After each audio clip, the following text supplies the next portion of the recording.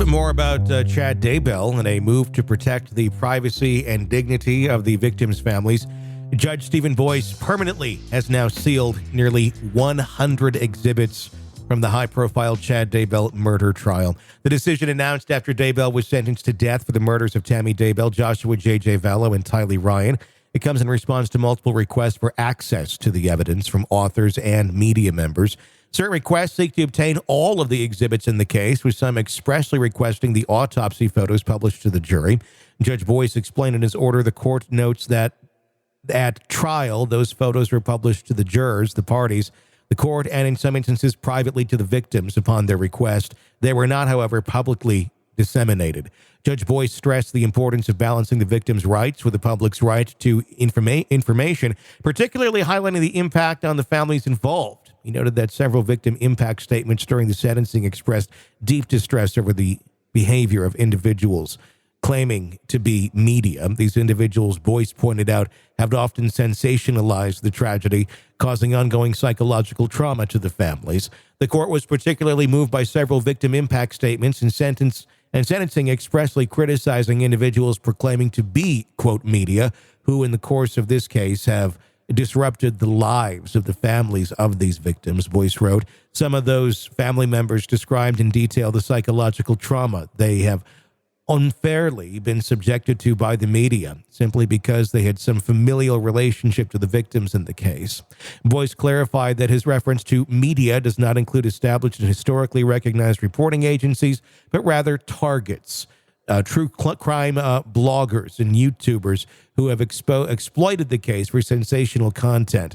By sealing 97 exhibits, including autopsy photos and images of human remains found on Daybell's property, Boyce aims to protect the families from further distress. The interest of the victims and their family members to be spared the ongoing trauma of such sensitive or gruesome material being disseminated is not outweighed by the right of public disclosure of this evidence, Boyce wrote. Victims Tylee Ryan, J.J. Vallow, Tamara Douglas Daybell, and their family members' respect, dignity, and privacy are best protected by the continued sealing of these exhibits, which makes sense. I don't really get where some people really get into those aspects of the cases, but I know that there's an audience for it. There is. It's really gross. I mean, there are dead kids. And so if you're showing pictures of that to try to get hits and downloads, I don't know. That just crosses a different line. It's one thing to sit and talk about these cases. They're public. But to dive a little further in and exploit family members and autopsy photos, that's painful. I don't particularly want to see any of those photos. I think the only reason to see any of those photos would be literally if you are trying to, figure out the case and you're trying to look at it and go, okay, based on whatever this photo is, it plays some significance in determining the direction or answer a question to it, not just for pure gawking nature. Yeah. Which is why they show them to the jury. We don't need to see the train wreck. Yeah. I mean, I was just going to say that's why they show it to the jury, but not always. Sometimes they show it to the juries just for sheer drama and effect. Not necessarily that seeing those images are going to help you decide one way or another, other than just emotionally traumatize you by the scene of that. But yeah, it's good that he's sealed that up. Otherwise, God knows what could be out there. I don't know what that is, but yeah.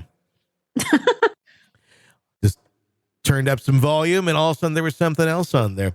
The other day, speaking of just kind of weird music popping up, I was walking through my hallway, and I'm listening. I'm like, where is that coming from? What is that? It's Glenn Miller that was playing. And why? Because my daughter got a record player, and she's from seemingly a different time, although she's 11.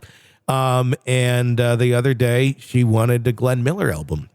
So I got her a Glenn Miller album. And when I went in there and I gave it to her, and I forgot that I'd given it to her because I'm like, I'm hearing Glenn Miller? And and I remembered. But it was the funniest thing. It's 2024. She's 11 years old. and a package came in the mail. So I go up there. Hey, it looks like your record here came. And she opens it. Glenn Miller. Yes. What in the living hell is going on?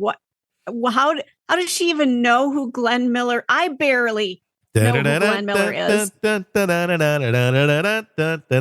is she getting this? I think she's truly a 95-year-old woman. Secretly a 95-year-old woman.